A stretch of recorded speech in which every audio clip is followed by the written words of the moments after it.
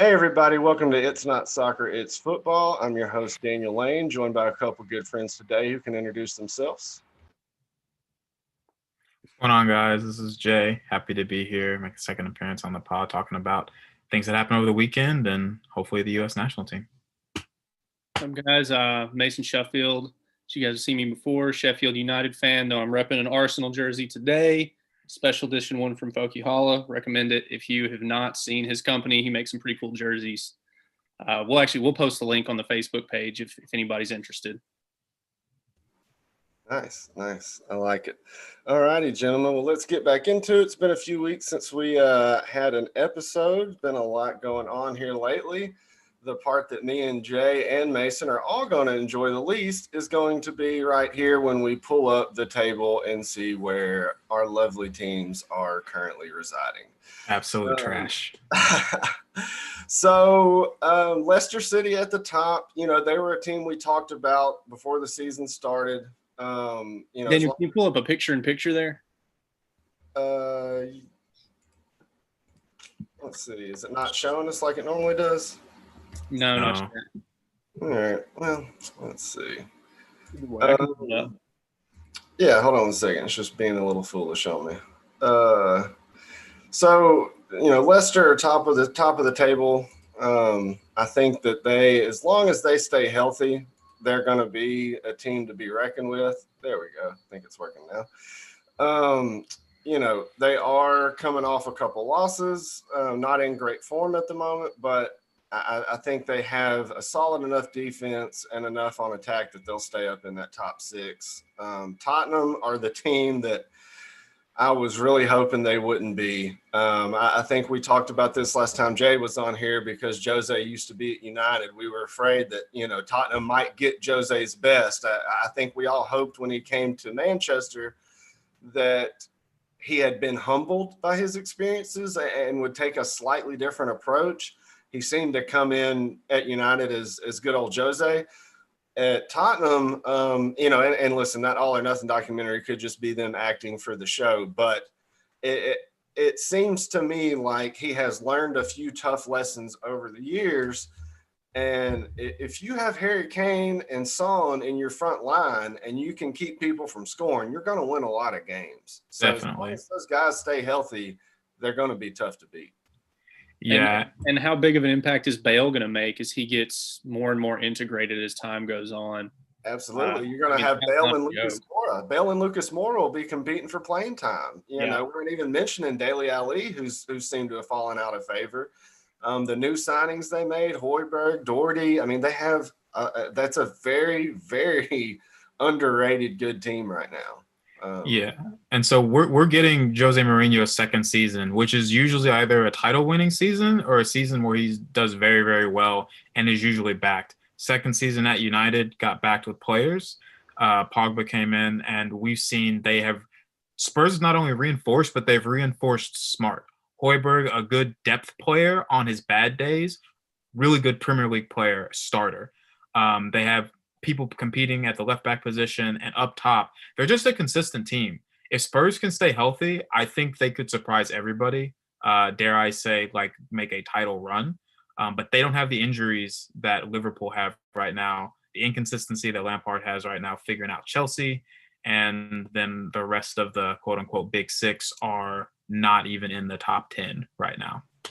No, that's a great point, Jay. If you look at it, there's a real good opportunity right now for Tottenham to get out ahead and make some things happening. They did not change the spine of their team, but they made good additions in the right place. Like y'all mentioned, Gareth Bale, he's basically just coming home and somebody they're not really counting on, but looks like he might be able to give them a lot more than some people were thinking.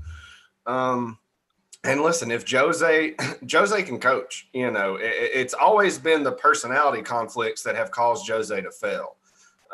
His tactics they're not fun. We don't enjoy them, but we all know what they are.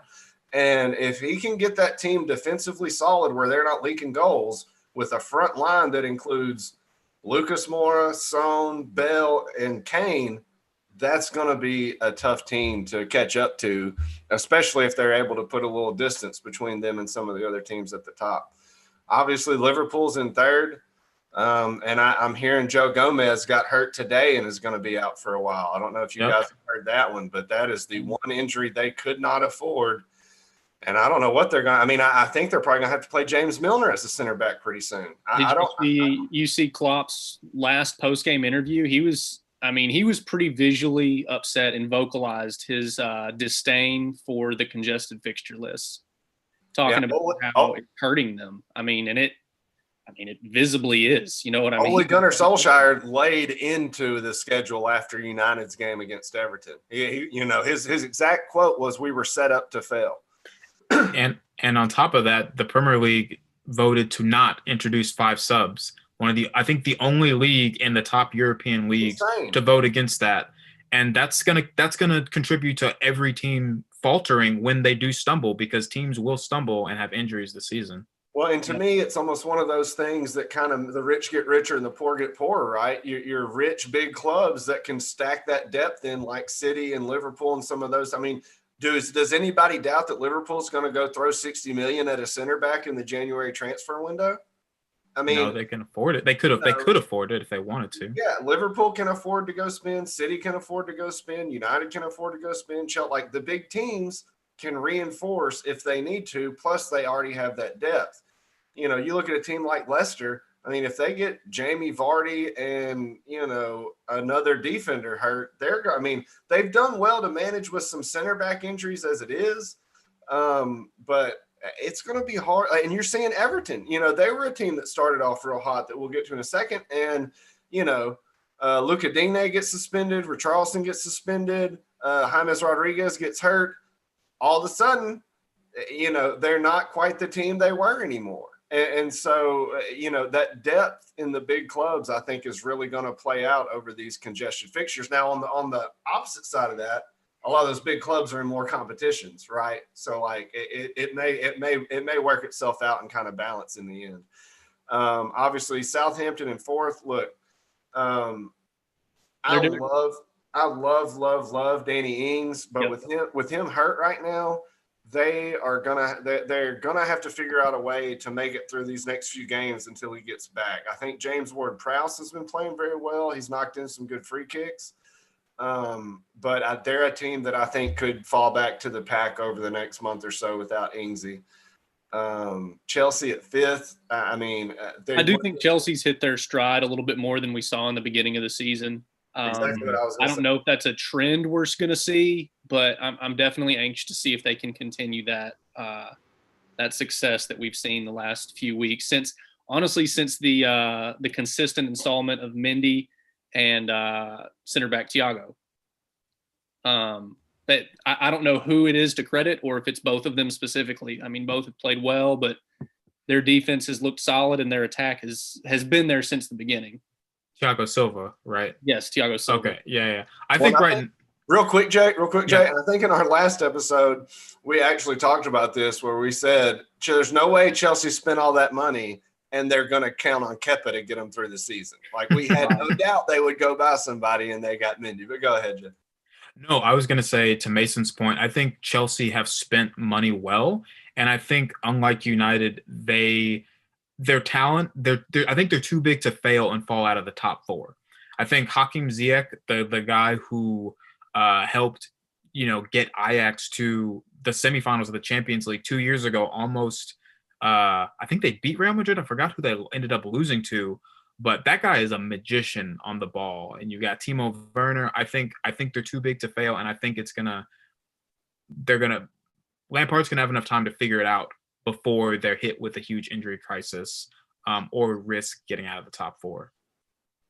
Yeah, I unfortunately agree with you, Jay. I wish I could argue because I don't want Chelsea to be that good, but I think they're going to be pretty strong. Me neither. Reece James is a fantastic wingback. Chilwell is a good wingback. I mean, Chilwell's been playing lights out for him. So if they can get consistent play from Thiago Silva to help solidify that defense, watch out because that offense is lights out.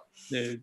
A big surprise, number 6, Aston Villa, and we mentioned this on one of our last podcasts that by keeping Grealish and then bringing in Barkley, that they had a chance to win a few games early on. And I mean, I didn't expect this. I thought they could maybe hang around the middle of the table, but they brought in a lot more than that too. I mean, Barkley's just on loan, is he not? He's alone. Barkley's just Barkley. on loan. He's alone. I mean, Matty Cash has been a dynamic player for them. Obviously, Emi Martinez, which we're still hearing some fickle Arsenal fans saying, "Oh, Arsenal made such a dumb move by letting Emi go and keeping Leno." And I'm like, "What are you talking about? Like, Leno is still an absolutely dominant keeper. There's only one goalkeeper on the field at a time for a team, and Arsenal had to make that decision. Villa pounced on it, and I mean, it's absolutely a step up for Emi getting to play every week rather than ride the bench. Well, and that defense is solid with Mings as well. Go ahead, Jay. No, I was going to say, I think an underrated player on Villa's team is Douglas Luiz, the 23-year-old Brazilian.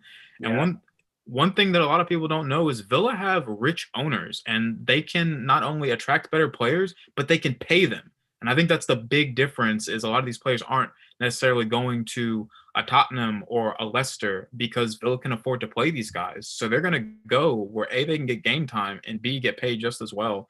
And yeah, Douglas Luiz, a really underrated player, but he's just got a call up to the Brazilian national team. So one to look out for as Villa not only tries to stay up, but make top 6. Yeah, you look at the number of internationals Villa have right now. I mean, if they're actually a very quality squad, and you know, look, they're going to make some noise. Next, Everton, we already pretty much touched on them. You know, their question, as has been for a while, is what's going to happen in goalies. Jordan Pickford going to be able to be solid, and then is Jaime Rodriguez going to be able to stay healthy? I think it really comes down to those two questions for him. We know what Calvert-Lewin is. I mean, if anybody watched England today, he's just one of the best strikers on the planet right now. We know Luca Digne is one of the best wingbacks in the Premier League. He's always going to be a threat down the wing, getting in crosses. Keane's a good enough center back. They have enough players that as long as everybody's healthy, they'll win a lot of games. They do not have much depth if they start getting injuries like they've had or suspensions like they've had recently. Richarlison coming back will be a big boom for them, but they have a little bit of ground to make up from this last 5 games. Palace is a team that – anybody got anything on Everton before we move on? No, I think you pretty much hit it, man. I know James is happy to be there. He's throwing his full weight behind that club, and I think they're throwing theirs behind him too. I mean, ball's definitely in his court. I think they're throwing their weight behind him. There's also a lot of weight on the guy's shoulders. So I think he can handle it. He's been in enough big situations. I think it's good for him, but like you said, he needs to stay healthy. All I have to say is Everton look like a new club. Yeah. Yeah, they do. They really do. Palace at 8th. Listen, I like Palace a lot. We talked about Zaha being on a mission. He's come out hot. They have a lot of good attacking players around them. They have some good young wingbacks. They're a quality team. A couple of underrated but solid midfielders in MacArthur and McCarthy, and they just get the job done. You know, they're getting results, and they deserve to be in the top half of the table right now. Wolves, I think that we are just starting to see the best Wolves, and they're going to be climbing up that table. You know, when Diogo Jota left, I think a lot of people wondered if they'd be able to fill that void, and boy, have they. You know, Podence is a great player. Adama Traore isn't even getting on the field very much right now. You know, obviously Jimenez is one of the best strikers on the planet. They seem to always have good wing backs. You know, no matter who is playing on that wing back for them, they always seem to do a good job. And then Connor Cody and Bowley and company in the middle are solid on defense. So I expect Wolves to end up a lot higher than 9th.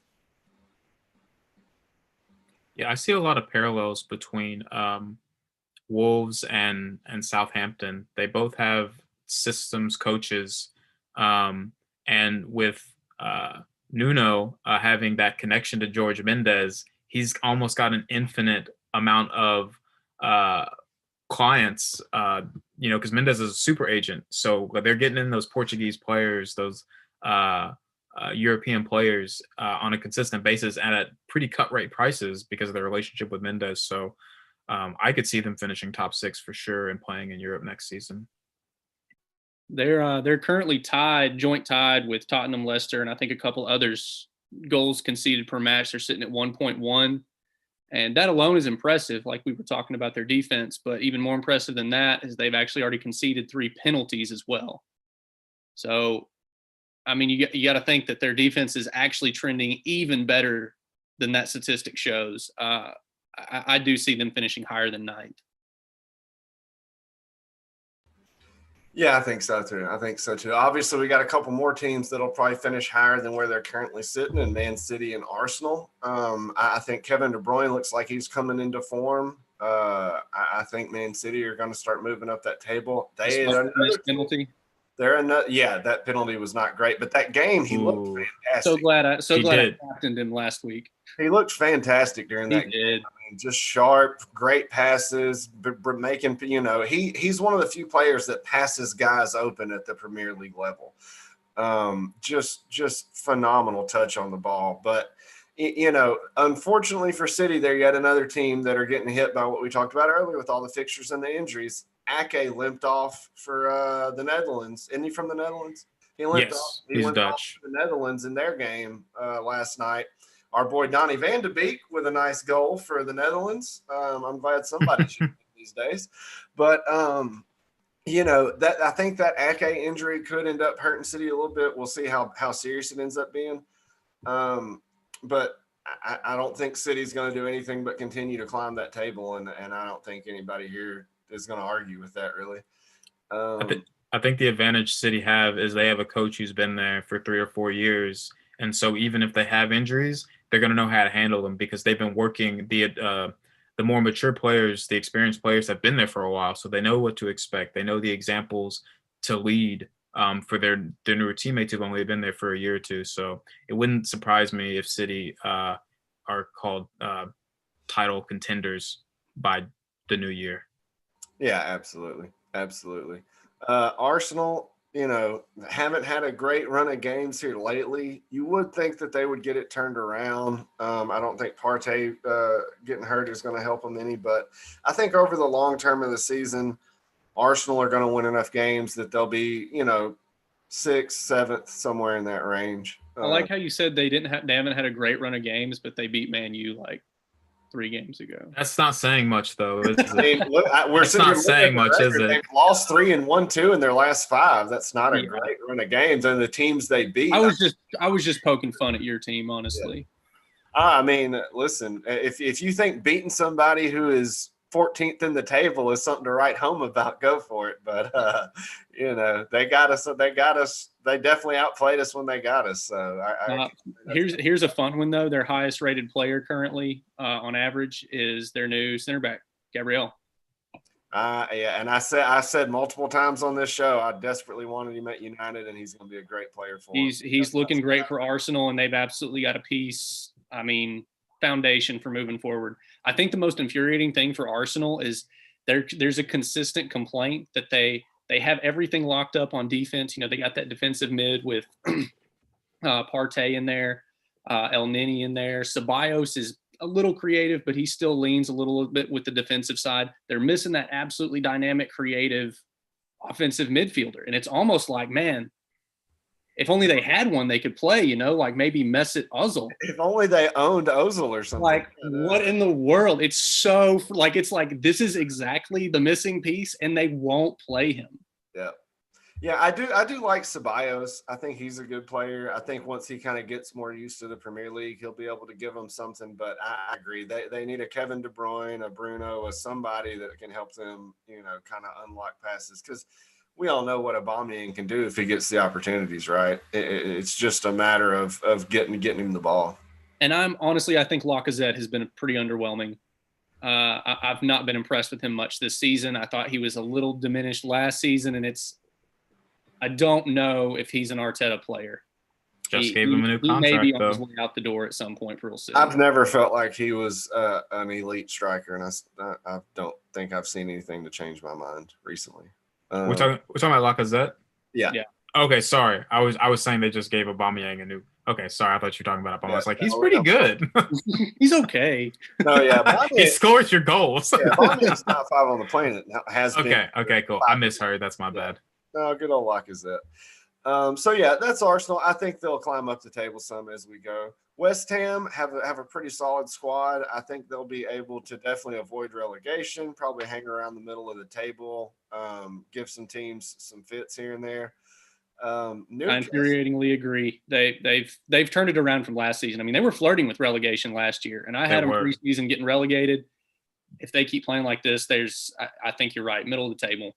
Yeah. They brought in David Moyes, and David Moyes is doing David Moyes things, and will finish middle of the table like he did with Everton for years. Maybe surprise you with a top 6 finish. Don't think that's happening with West Ham though, but I think they're safe.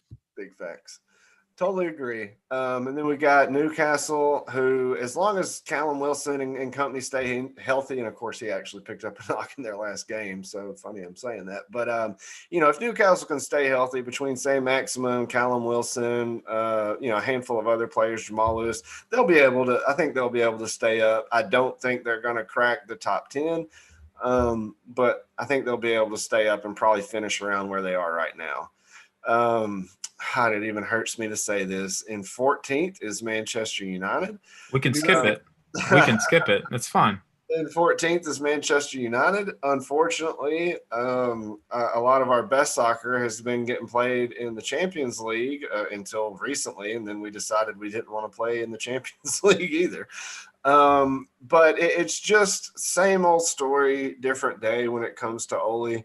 We can't, we lose games we shouldn't. We can't find consistency.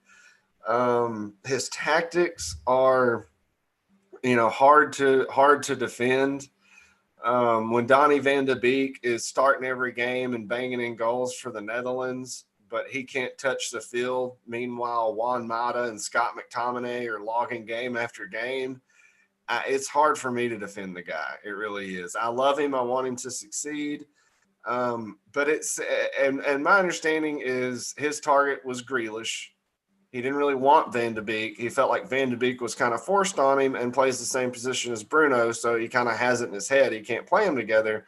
I think that's nonsense. Anybody that's watched Ajax or Donny van de Beek play much knows he can play any midfield position on the field, and he could also play as one of the wingers if we needed him to. He's a baller.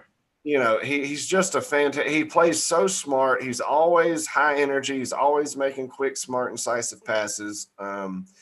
If we keep losing games with Van de Beek on the bench, with Pogba on the bench, and listen, I think, unfortunately, Ole played Pogba too much early in the season when he was coming back from COVID and wasn't healthy, and played him into even worse form because – then you're not healthy. You don't have the lungs. You're not in the right spot. You're stretching to try and catch up last minute. I think that, and listen, I've not been Paul Pogba's biggest defenders over the year, but I do think as someone who had it in March, you don't get over COVID the day you're healthy. Like, your lungs take a while to get back to being able to run and have lung capacity. And he didn't really get that time. Now, listen, I won't defend a lot of the stuff that's happened over the years, but at the end of the day, if you're starting Scott McTominay and Juan Mata and you have Paul Pogba and Donny van de Beek on the bench and you're losing games and you're 14th at the table, you're not going to coach Manchester United very long. That's just the way it goes. But I have a lot more I would say. I don't want to spend much more time agonizing over this. I'll let you guys have it. I have a question for both of you. So do we have the same conversation if Anthony Martial doesn't get a red card against Brighton and is out for 3 matches? I don't know if we do. I don't know that it really would have changed the Arsenal or Chelsea game that much. It's the problem that I see at United is Harry Maguire and Lindelof aren't a solid enough center back pair to just have one holding mid in front of them. So now Ole's forced to have 2 holding mids in front of 2 center backs. So then we have Lindelof, Maguire, Fred, and McTominay eating up 4 positions on a team that then has Paul Pogba, Van de Beek, Cavani, Greenwood, a lot of talented players on the bench that aren't playing right now. So I agree that it didn't help him that Martial got a red card in that Tottenham game, and it obviously led to a 6-1 drubbing from him. But I think we have enough talent that we should be able to have an Anthony Martial suspension and still beat Arsenal and still get a result with Chelsea. You know, had we not dropped points earlier in the season against teams like Palace that we should have beat, I think we wouldn't be in a spot where we had to beat Chelsea and had to beat Arsenal. But, you know, that's where we were. I don't think it helps us to have a guy suspended who can help us like Anthony Martial can. At the end of the day, everybody's dealing with injuries and suspensions right now. So, you know, that's kind of your job as the coach, is to manage through that. Fair point. And you have Cavani, who we just brought in surely for something. You know, he's not getting to play much. So gotta appease the Sancho fans. Well, I think the other thing is that when you're looking at the Champions League games that Martial can play in midweek, you can rotate the squad better and have a stronger team on the weekend for the Premier League. I just don't agree with, you know, like I said, I've not agreed with a lot of his squad selections. Or I would say that I would defend him a lot easier if he was picking our best players and we were losing. All right. Anybody else got anything on Manchester before we move on to Leeds? Because I'm tired of talking about it. Okay, great. Leeds United, they've gotten some good results. Obviously, have dropped 3 of their last 5, and that has them lower down in the table. I think they will be able to stay up. They're really fun to watch. They score a lot of goals. It's not helping that they're kind of stalwart center mid is hurt right now. I can't remember the young guy's names. One of y'all. Phillips. Calvin Phillips. Phillips, yes. I think he is world class. I really like every time I've seen him. He looks like the best player on the pitch, no matter who they're playing. Got an England call-up. Yes, I think if he's healthy, they will drift back up a little bit in the table, and they will be safe. Brighton is a team that I think will probably stay up as well. I think Lamptey may be the best young wingback in England. I really would love for United to buy that guy. I think he's fantastic. I think they have enough up top with Maupay and company that they score enough goals that they won't get relegated. Anybody got anything on Brighton? I think they play good team football, total football as it's called. You know, they all attack, they all defend. They all work hard. I mean, their fans are going to be proud every game just for that reason. You know, it's hard not to like hardworking players. For sure. Yeah, and their attacker Trossard is an absolute beast. Just got called up to the Belgian national team. That man does work up top. He's a quality player that I don't see staying at Brighton if he has a decent season. Yeah, I would have to agree. Fulham at 17th. I do think they are going to get relegated. I don't think they have enough to stay up. You know, Mitrovic is a good striker, but I don't see enough around them to make me think they're going to win enough games to stay up. Same with West Brom. I think it'll be Fulham, West Brom, and maybe Burnley that go down. Man, if we can escape. I do think Sheffield are going to start winning more games. I think they have a more solid system than a few of these other teams. I don't know that how can I say this? I'm not convinced Ramsdale is good enough to keep them up compared to what they had last season in Henderson. I don't necessarily think a lot of what has happened is necessarily Ramsdale's fault. I just think Sheffield are at a talent deficit to a lot of the other Premier League teams, and they need an elite shot stopper to keep them in games long enough to use that system to grind. Ramsdale's made some elite shot stops. He was actually they talked about it in the middle of the last game. Who were we playing? Chelsea. That he's actually 3rd in the league in save percentage. He's actually doing really remarkable. He's let in some really silly ones, like 2 or 3 silly ones. You can't afford to do that. You can't afford to do that at Sheffield. It's great that he's making great saves. I agree. Right. That's the thing is, and I think you're right. It's that, I mean, we were a very low-scoring team last year, and we haven't changed that this year. And Ramsdale's doing a fantastic job, but our offense has to step up and perform, which hopefully will happen soon with Lys Mousset coming back. McBurney has looked great all season. He just can't finish. I'm a big fan of Burke. I want to see him more. Brewster has yet to really fit in, but we're also not giving him service. I would really like to see a formation change. I would like to see David McGoldrick go into center attacking mid, because what we're doing now is just not working. Yeah, I since basically COVID football started, Sheffield have kind of been on a slow decline. They had a really, really poor into the season. It happened slowly, but they just kind of like jumped off a cliff and didn't come back, which is so disappointing because I love the way that they play football. Like Wilder has damn near revolutionized the way they play football in the Premier League, like with overlapping center backs. So like Mason, is there anything specifically happening, or is it just injuries? I mean, the first few games you could credit to we lost in the first 6 minutes to Wolves. We were literally asleep for 6 minutes to start the game and lost because of that. And that's infuriating. Like, why were we not awake for the beginning of the game? The Egan red card that was absolutely bogus. I think it was Villa we were playing, that we've seen that foul repeated all season and no other red card's been given, but Egan was sent off for it. And debatable if it was even a foul. It's just been so many like tiny little moments of that's where we messed up. Like, you can see it right then. We're also really injured in the back. We've actually slid our left wing back into center back to replace Jack O'Connell, who's been hurt all year. And then today, John Egan, our star center back, he started for the Ireland national team and got a massive head injury 13 minutes in, and tried to continue and then pulled himself out of the game.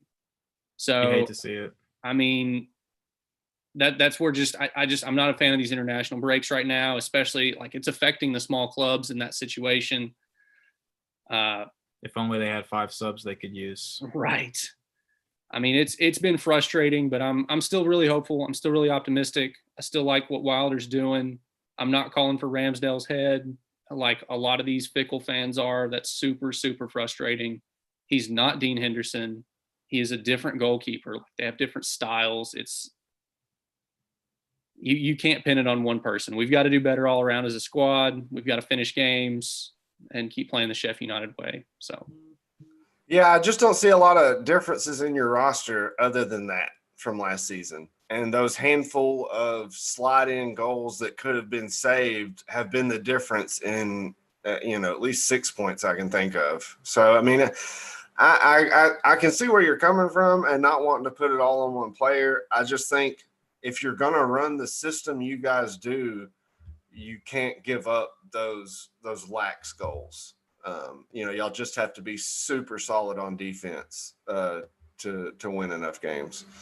Which we've seen it a couple times. Ramsdale coming out like not trusting his defense. Like, you can see the lack of chemistry going on there, and it could be due to injuries. It could be because Ramsdale's not still fully antiquated. And as we're sliding center backs or left wing backs into center back positions, like, it's just he's having a hard time trusting him. And as a goalkeeper myself, that's when you start losing games. It's almost like it takes time for players to gel with their team. One thing that I don't really like about the British media is a team signs a player and his first few months are poor. But usually the next season when you see them start to come into the team, they get to know the players, they get comfortable with the system. So I really like that you're calm, cool, and collected about Sheffield. It really sucks where you guys are at the table because when you guys are performing at your best, you're like a top 10 club. You're around a top 10 club. And so I'm optimistic about Sheffield United. I don't think they go down. Even if there's no January reinforcements, I see you guys pulling out at least 15th, 16th. Oh, man. I'd be okay with that. Just staying up. Ain't nothing wrong with staying up. Nothing wrong with staying up at all. So these are the Week 8 results. We'll just touch on a couple of these games. Obviously, United got a big win against Everton. Everton scored first, and then United answered back. Bruno Fernandes. I've said it multiple times on the show. Wait, who? Bruno. Oh, okay. Bruno, the Portuguese Magnifico Fernandes. Oh, okay. I've said it multiple times on this show. I think he's right there neck and neck with Kevin De Bruyne. I don't think there's much at all that separates them. I know a lot of people may not agree with that, but since he has come to Manchester United, he has he has more assists than De Bruyne, more goals than De Bruyne.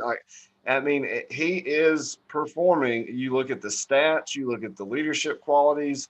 Um, Maguire may be our captain in name, but you see who follows who when things hit the fan, and we need somebody to step up. I would just really love to see Donny Van de Beek get a little more run out there. That's the only thing I've not liked so far about United season is we bought Van de Beek and we don't seem to be using it.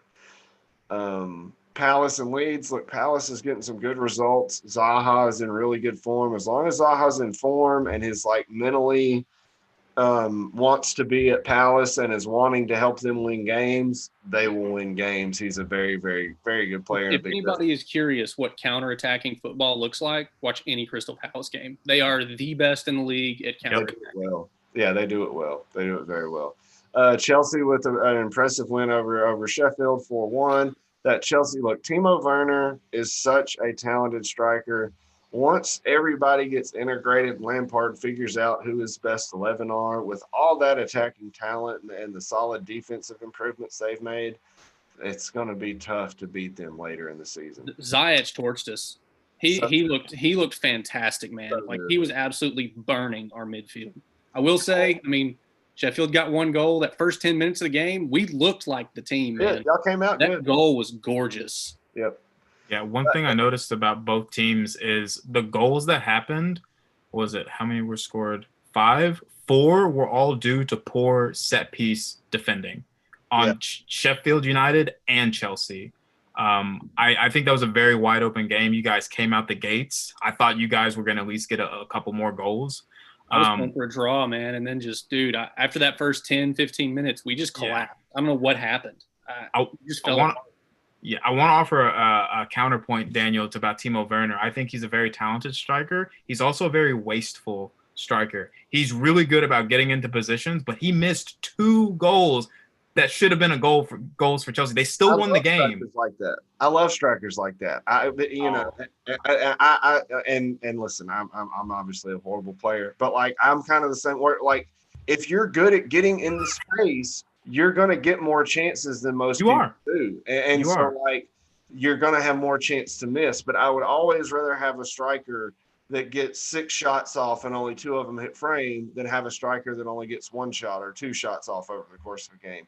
He finds so much open space and is willing to try so much that, it doesn't come off sometimes. And sometimes it looks a little silly when you miss one of those easy ones. But you missed 100% of the shots you don't take. Wayne Michael Scott.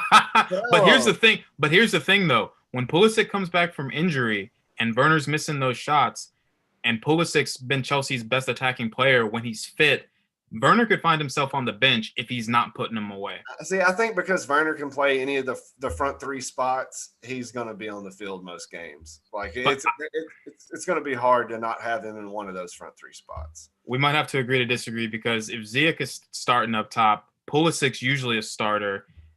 If he can beat out Abraham, but I don't think he takes over one of those wing spots. I think that belongs to Pulisic, Hudson-Odoi, and Ziyech on the right. He's going to have to beat out Tammy Abraham, which he might. To your point, he does put himself in those positions.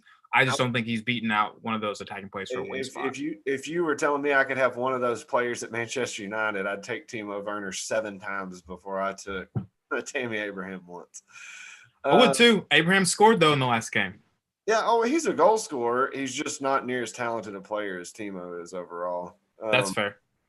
West Brom and Tottenham, Tottenham, you have to find a way to win games when you're not playing good. And when you see teams that are doing that early in the season, that's what wins titles. I'm not saying Tottenham are going to win a title. You have to be able to score in the 70th or 80th minute when things aren't going your way. They were able to.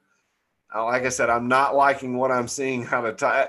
It's a love-hate thing for me, right? Because my favorite non-United player is Son. I love him. I love his attitude. I love his mindset. I love the way he plays. He always hustles.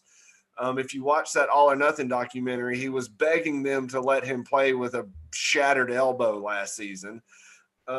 He's so tough and is so good at finding space. I love watching him play, but God, don't want Jose to be winning titles at a different Premier League club right now. I really, really don't want Jose to win another title in the Premier League. So I have a Son in my fantasy team too. So it's like a love-hate where I don't know what to cheer for when Tottenham are playing right now because I just don't like Jose to win.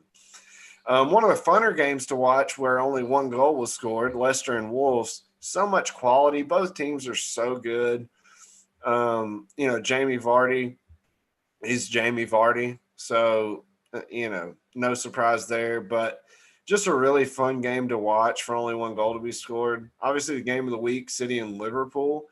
I think a lot of people were surprised to see Jota, Firmino, Mane, and Salah all in the same lineup.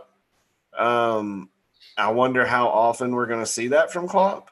It's a little different. Maybe if Gomez is hurt now for a while, maybe if they're not as strong on defense, maybe they do stick all four of them out there more often and just try and outscore people. I'll pay good money to see that. I'll be more than happy to watch that happen. And then the big upset of the week, Aston Villa 3-0 over Arsenal. Dude, it was a disgusting game. I watched all of that one. It was awful. Like Arsenal should be embarrassed. Well, and look, every time I watch Jack Grealish play, I'm reminded of why I was so sad that we didn't sign him over the summer. And I do like Van de Beek and think he's, for the money we paid for him, I'm fine with it. But when you watch Grealish run on the ball, he just has that it. Like, you can't really say what it is, but like when he's running at people, you just know they are shitting themselves. You can just tell the defenders are like, oh my God, this guy has pace. He has quick feet. He has a hard shot. He's a good passer. He just presents so many problems to defenders that everyone else on that team gets good look after good look after good look because of it. And I think they're going to be able to win a lot of games as long as he's healthy. He's a danger man. He just got an assist for England today. I forget if he was assisting Calvert-Lewin or Sancho, but criminal that he doesn't play more for England. He's a bad man, and I think we only see bigger things from Villa, who have rich American owners, going forward. Yeah, I totally agree.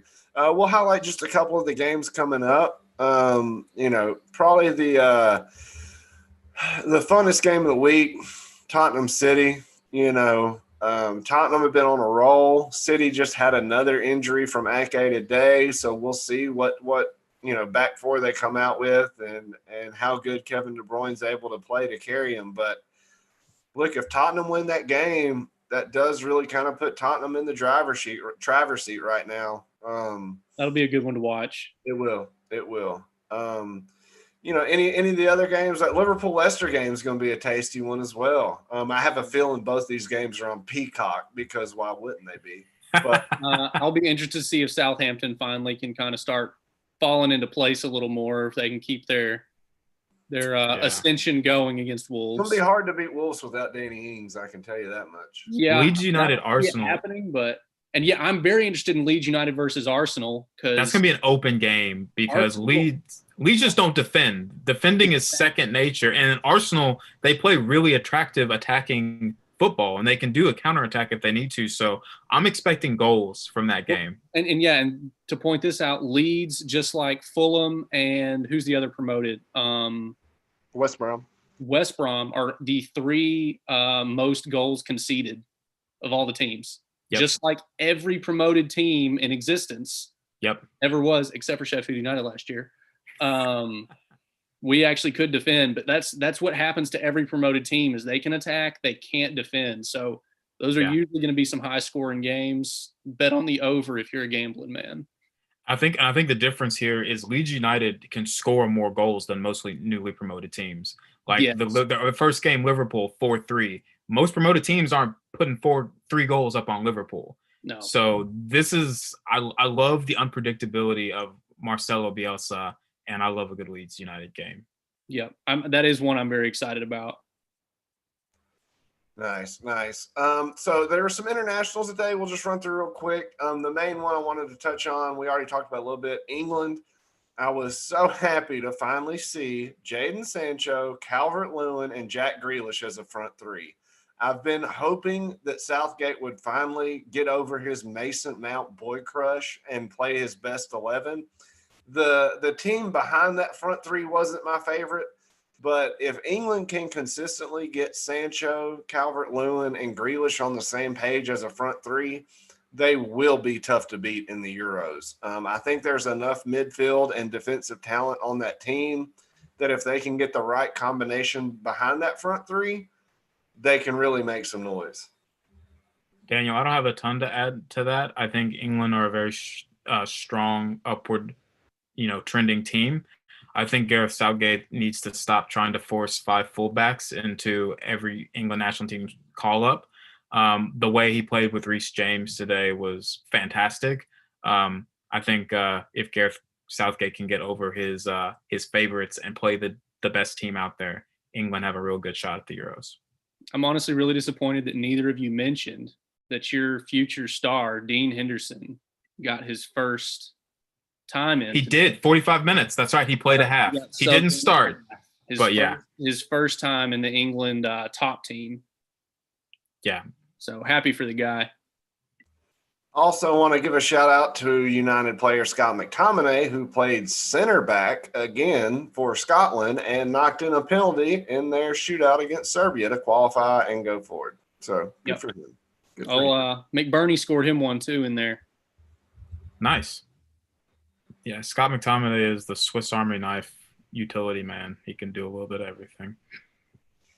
Yeah, that Ake injury is going to be big for City. I really, really worry about how they are going to be able to cope at their defense. They've just had so many injuries that at some point it has to catch up with them. The other fun game I haven't gotten to watch. You guys want to talk about USA? Yeah, Jay and I both watched that when we were texting each other as it went on. Jay did good at pointing out to me, right as I said, it looks like McKinney has just like the least, what's the restrictions placed on him? Free roll. He was an attacking mid at one point, and then he was a center back the next. And then Jay pointed out to me that it was actually him and Tyler Adams were actually swapping. Yep. One was going up and one was staying all the way back. And it was working really well. McKinney had a bunch of chances. I think Adams had a good shot from long range. I really liked what I saw from Anthony Robinson down the wing. He looked good. Really just a lot of creative play overall is what I can say was the big takeaway. Stefan didn't really have a huge chance to save a lot, but I was excited to see him. Really, we're just missing some goal scoring. I love the high press. I love us winning the ball in the opponent's side of the field. Yeah. For those who didn't watch the game, so Sebastian Lletget, who's usually a number 8 or a number 10 for the Los Angeles Galaxy, he played in a false 9 role today and was basically all in all parts of the attacking third on the field, trying to pull defenders. He was a pretty solid player, but whenever Serginho Dest would get down the right wing and send a ball into the box, he didn't have that striker's instinct. But he was able to do what Berhalter wanted him to do in the game. And so I think the team executed Berhalter's plan like to the T. And to Mason's point, I think he trusts Adams and McKinney enough to switch when one goes forward, one goes into the back, because we played beautifully out of the back against Wales, who aren't a European powerhouse, but they're still competent footballers. I mean, you have Daniel James playing for Manchester United. You have a lot of Premier League players on the Wales national team. And it wasn't a small feat that we basically had 18, 19, and 20-year-olds playing possession, fast-paced soccer against Wales. A couple of 17-year-olds, a lot of teenagers off the bench in the game. So if you haven't watched that game, go check it out. If you're a fan of the United States national team, you will probably be happy with the way we played this game. If you haven't been a fan of them in the past, you watch this and get a little more excited about what's coming, because it's definitely a step in the right direction, like no doubt. Absolutely. Good to see them getting a result. The last thing we'll hit on before we end this, it's driving me crazy the way they are calling handballs. We've talked about this before. I don't know what you're supposed to do as a defender when you are running with your arms. Every sprinting or running clinic I've ever attended in my life, they've worked just as much on hand movement as they have leg movement. It is the most natural thing to do when you run.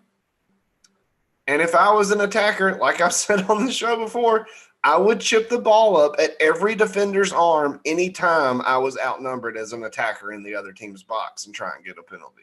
Until they change the rules, I would be coaching every striker on my team to kick the ball up at the defender's hands if you don't have a good option.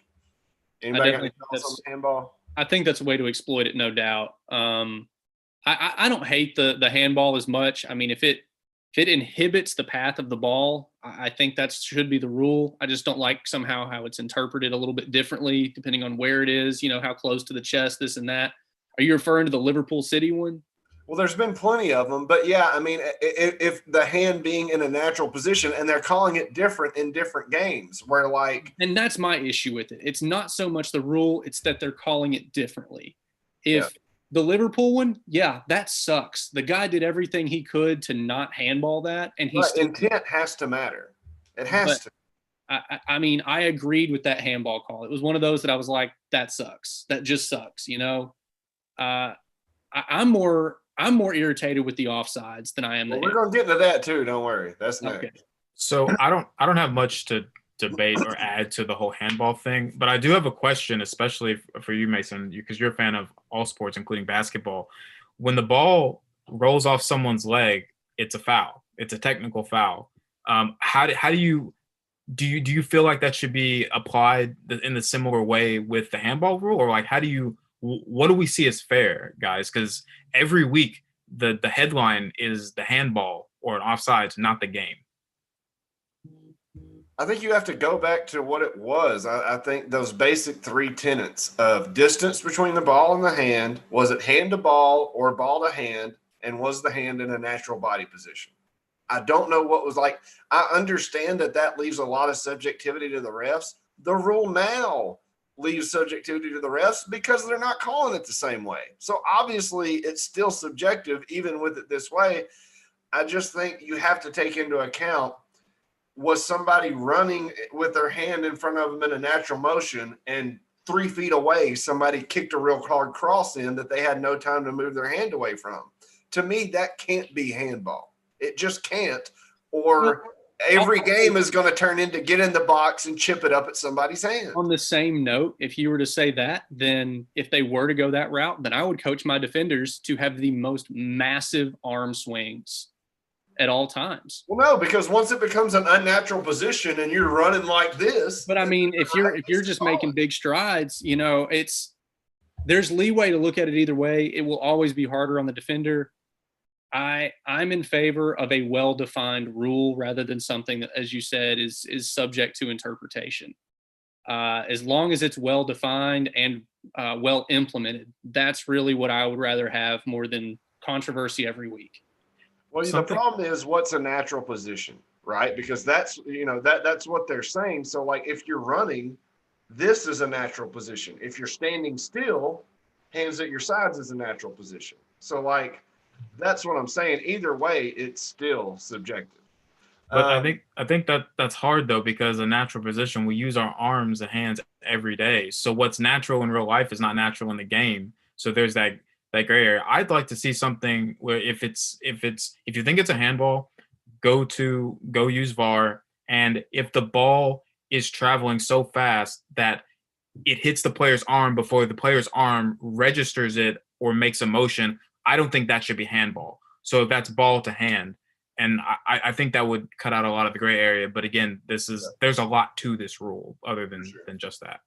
For sure. So last thing is offsides. I think the easiest thing to do with offsides is just if there's any overlap between defender and attacker, you're still on sides. and then it's so easy to call, right? See, and it doesn't matter if you're pointing and saying, "Hey, I want to pass up there," and your hand is past the. They broke their own rule on that because they define a hand as like, what is it, the shirt sleeve? I forget exactly what they say. The patch. The patch is where it's supposed to. They broke their own rule. Like, that's what was even more infuriating. You have it well defined, and you still violated it. Welcome to England. So frustrated at that call. I'm personally in favor of just saying the feet. At all times, it's where were your feet and where was the defender's feet. Which foot, though? That's one that you then have to get into. I mean, if you have a foot behind the defender, you're offsides. Just that's something that can be easily viewed. The defender's other foot. Yeah, I just think the intent of the rule is supposed to be if it like in baseball, tie goes to the runner. In soccer, offsides even is supposed to be onside, right? Yes. So, like, to me, if you still have part of your body in line with the defender, you're still onside. And I think that would be the easiest way to enforce it, because you just draw that line across, and if any part of the attacker touches any part of the defender, they're onside. I see what you're saying. Yeah, I think I just don't want lines to be manipulated, and that's why I say feet all the way past somebody for it to be offsides. I think it should be shoulders. I think if your shoulders are even with the defender, because people's arms lengths are different. Like, people's legs length are going to be different. I think if your shoulders are even with the defender and you're the attacker, I think it should be onside. That's a good one to look at too. Just something well defined like that, because I'm so sick of them manipulating the lines and drawing the little. Right, it's just so good at drawing it. Yeah. Like, I think the worst one we saw was last year with Sterling, where like the back tooth of his cleat was offsides. Right. And it was like, what are you talking about? Like, yeah. Like, because Daniel, if you're the defender and I'm the attacker and we're standing evenly shoulder to shoulder, and I put my hand out and it goes behind your back, I'm technically offsides, when really I don't have much of an advantage except for an awkward hand that may be in motion. And I guess there's gray area for interpretation there, but like, we're basically even. Well, and that was the one we saw where the guy's pointing where he wants the pass played, and everything else on his body is onside, but he's pointing where he wants the ball to go, and they call it offsides. That can't be offsides to me. But anyways, either one of y'all got any final thoughts on those rules? No. I think we've hit it. I think what would be fun sometime, Daniel, is to get one of the local referees on here to talk about what they think of these rules, and if any suggestions they have. Any ideas and thoughts? Absolutely. All right, gentlemen. Well, thank you guys for joining us. It's not soccer, it's football. Week 8 recap. See you guys later. Have a good one, gentlemen.